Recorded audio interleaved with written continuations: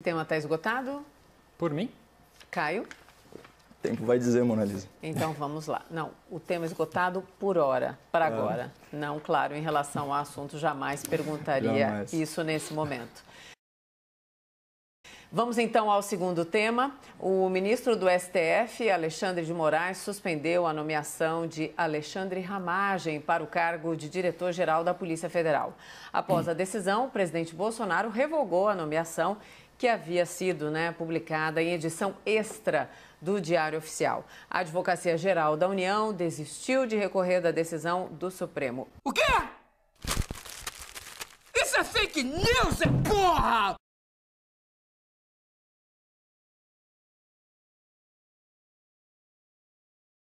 E durante a posse do ministro da Justiça e do novo advogado-geral da União, Bolsonaro falou sobre ramagem.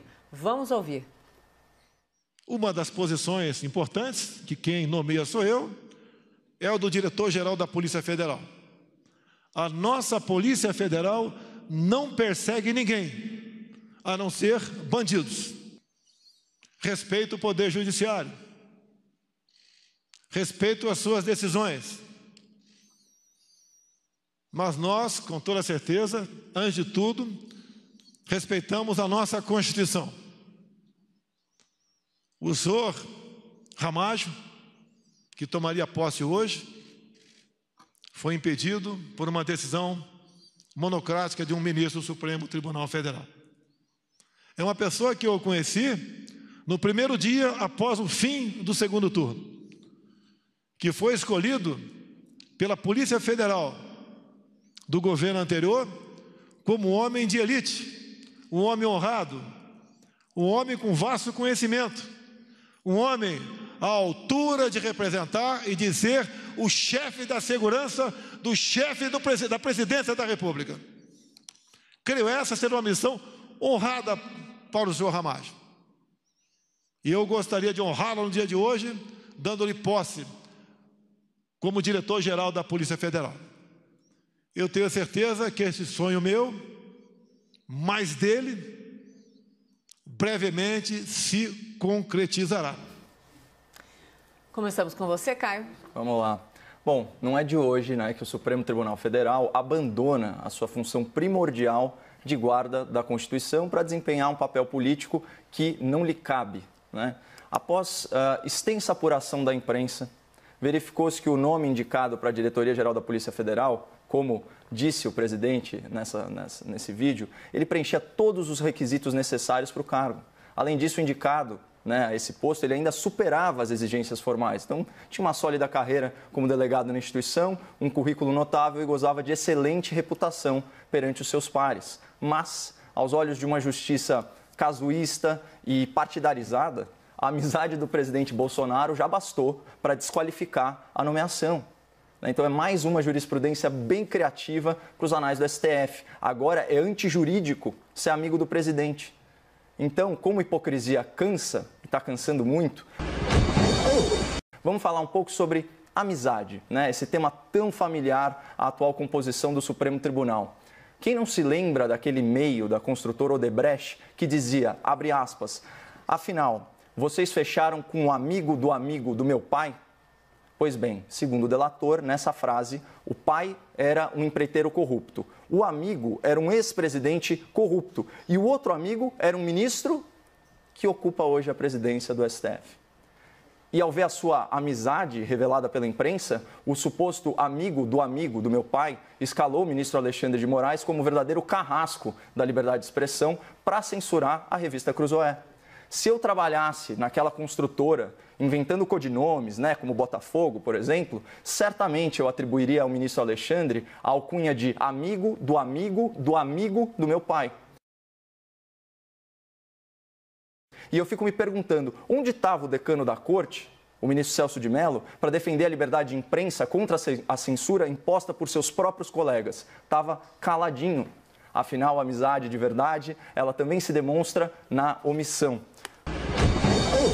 Podemos citar aqui outro togado notório por suas amizades, o senhor Gilmar Mendes. Esse ministro foi interpelado sobre a sua relação pessoal com o ex-presidente réu, Michel Temer. O jornalista Josias de Souza perguntou indignado: você não acha impróprio que o magistrado converse com o denunciado? E essa pergunta permanece ecoando, mas os fatos cuidam da resposta. O ministro Gilmar, padrinho de casamento da filha de um acusado por corrupção, se considera acima de qualquer suspeita, até para soltar esse réu da cadeia, o que ele fez repetidas vezes. Mas ele não é o único. Segundo pesquisa de 2019 da Fundação Getúlio Vargas, nos últimos 30 anos, todos os pedidos de suspeição ou impedimento de ministro do STF foram arquivados sem passar pelo plenário.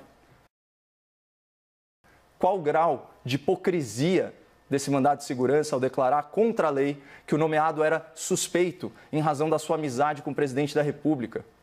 E esse é o verdadeiro fator que barrou a nomeação, não as insinuações do ex-ministro da Justiça. Porque se o presidente escolher um nome da esquerda para o cargo, ninguém vai falar nada. Vocês querem a prova?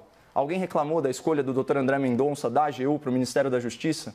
É claro que não, porque ele é simpático à esquerda e ao centrão, e vice-versa.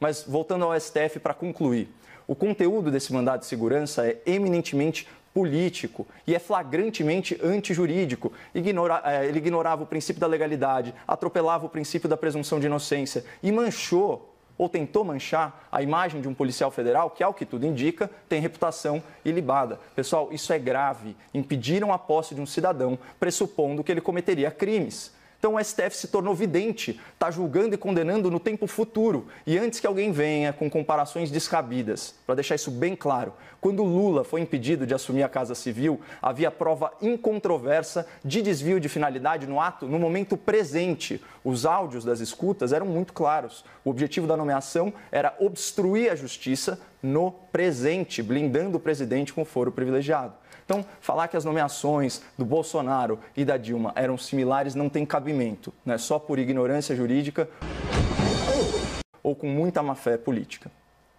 Augusto. Bom, como o tema é a decisão do Supremo e não o Supremo como tribunal, eu vou me ater exclusivamente à decisão de hoje. Vamos lá.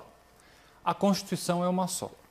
Os princípios constitucionais valem para todos. Os direitos sociais e as garantias fundamentais também valem para todos.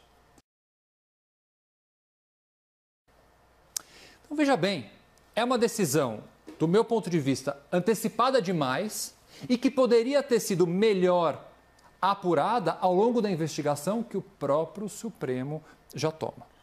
Mais ainda, a manifestação do Supremo Tribunal Federal diz o seguinte, que a Polícia Federal não é um órgão de inteligência e que atua em investigações sigilosas e, portanto, deveriam frear a nomeação de Ramagem.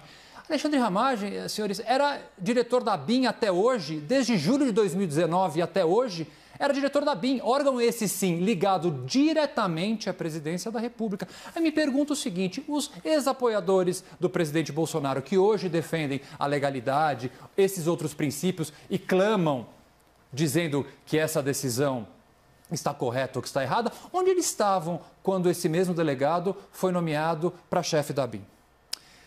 Fechando o meu raciocínio, a decisão do ministro Alexandre de Moraes é muito bem fundamentada. O ministro Alexandre de Moraes é um jurista com bastante experiência e eu respeito a decisão dele, apesar de discordar. Eu acho que é um caso típico de judicialização da política. Por ser coerente, assim como foi contrário à determinação do Supremo Tribunal Federal, que cassou a nomeação da presidente Dilma para o ex-presidente Lula assumir um cargo no ministro, por coerência, mais uma vez, ainda que os fatos sejam um pouco diferentes, por coerência, eu tenho que discordar da decisão do ministro Alexandre de Moraes, da data de hoje. Temos 1 minuto para o Caio, por causa do tempo, o debate vai ter que ser diminuído, mas podemos voltar a esse tema se vocês quiserem amanhã. Vamos lá, Caio, por favor. Eu vou pegar carona então na fala do doutor Augusto, né, porque me lembrou de um outro vício muito comum do Supremo Tribunal Federal, que é justamente antecipar votos, né? Os ministros se portam como verdadeiras vedetes, né, seduzidas aí pelas luzes da ribalta. É também importante pontuar para o espectador que o governo federal sinaliza que não vai recorrer da decisão liminar.